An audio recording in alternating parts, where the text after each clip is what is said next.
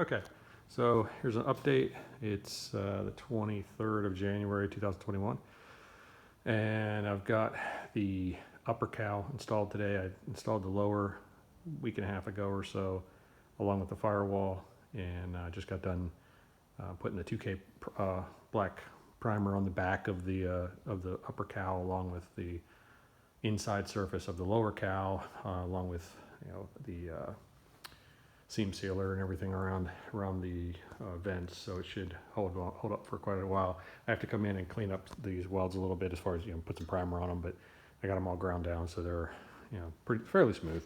I don't know how much you're going to see that anyway, but so the only thing I really got left on the front end is probably to just finish this drip rail on the passenger side.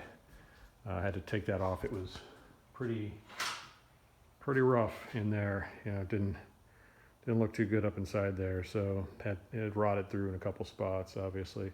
So I removed that piece. I'm gonna install the new one on there, which unfortunately isn't the same width as this one, so I am gonna have to tack a little bit on there just to kind of widen it up so the trim's not loose, the chrome.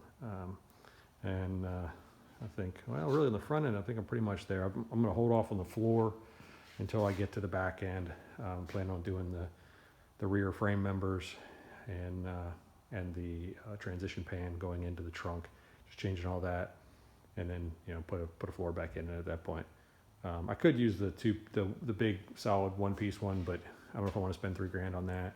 And I already changed part of the inner rocker on that side. I'm going to change the rest of it when I get that rear torque box removed. But I just figure for $1,500 difference, I can do one seam that goes across the back under the seat. That's really not that big of a deal, and shouldn't be too hard.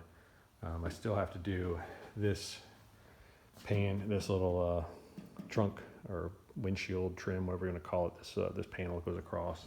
It's got some rust holes in it, so I'm not real happy with that. I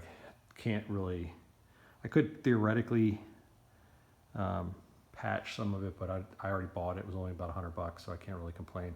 But I do have to figure out the sail panel areas. I'm gonna have to patch some of that, obviously, and then keep moving. But I'm gonna wait on that until I get done the floor and get everything beefed up underneath the bottom with the new frame members and everything, and then get all that put back on before I start messing around on the back there. I do still have to clean up the inside on the ceiling, on the roof, underside of the roof. Some of it's light rust, other stuff is just glue, so it kind of looks dirty and rusty, but it's not really all rust. So I'm going to hit that with one of those blue hard discs that's on a 4.5-inch grinder with a vacuum, so I can hopefully keep from poisoning myself. And I'll just try to clean all that up, and then paint the ceiling, get the roof painted on the underside, and that way I don't have to worry about it.